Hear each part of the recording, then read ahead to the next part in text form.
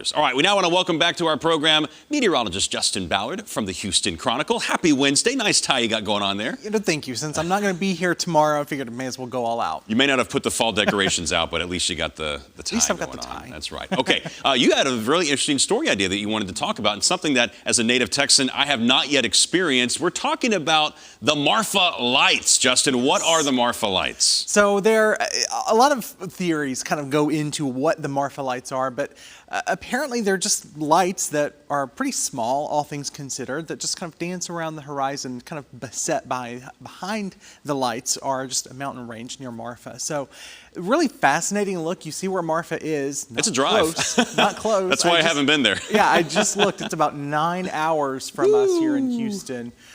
Just a short weekend trip, although I don't know, weekend trip may be pushing it for a 9-hour drive, but you see where Marfa is. Pretty remote, far West Texas, removed from really any other major cities. Okay, so what are some of the theories of the cause behind these lights that show up a handful of times throughout the year? There's about as many theories as there are stars over the night skies in Texas. So quite a few. They range anywhere from, gas that kind of rises up from the marshes to, you have to look real close, but they're there on the horizon.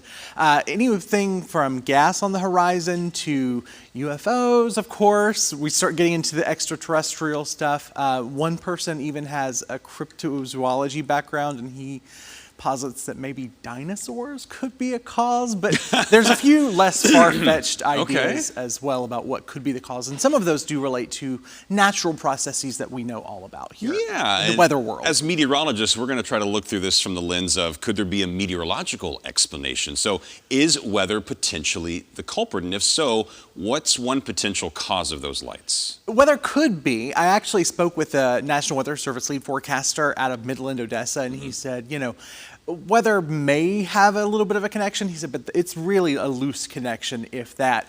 But one possible explanation could be something called a temperature inversion. Now, I know I've talked to you about this plenty of times before for different occasions, but basically cold air gets trapped at kind of the lowest levels of the surface, right above the ground. Above that layer, warmer temperatures. So it's flipped from what it normally is, where it's warmer on the surface and cools off with height. So as that warmer temperature, warmer air mass is kind of in place on top of that colder air mass, it can actually kind of reflect or refract lights, cityscapes, mountains. I mean, there's been a number of kind of odd optical illusions that have taken place because of this pattern right here. A similar concept to a mirage in a way, where that's caused by heat. This is caused by the opposite, the inversion. Fascinating. Now, you've actually just talked with some people that have actually seen the Marfa lights with their own two eyes. So tell us a little bit more about that experience. So our features editor at the Houston Chronicle, Melissa Aguilar, she went out in March of 2021 to see the lights. That's actually some of the pictures that you were just looking at. Okay. She was able to see the lights. They're, like headlights basically on the horizon.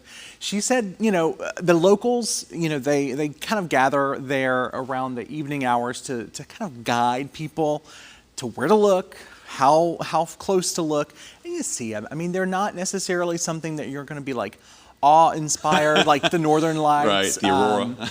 But, it is something nonetheless that makes you go, what is that? Scratch your head a little bit. A little bit of a mystery. It's definitely a part of Texas lore, and it is. It's a fun thing. So. And I like to keep it that way. There's something nice to be said about maybe not knowing everything. Right, and you're working up an article on this. Is it already published? It's not published yet, but it's done on my end. Okay, so where can folks find it if they want to see it? TheHoustonChronicle.com. All right, Justin Ballard, have a happy Halloween, and thanks for joining us again.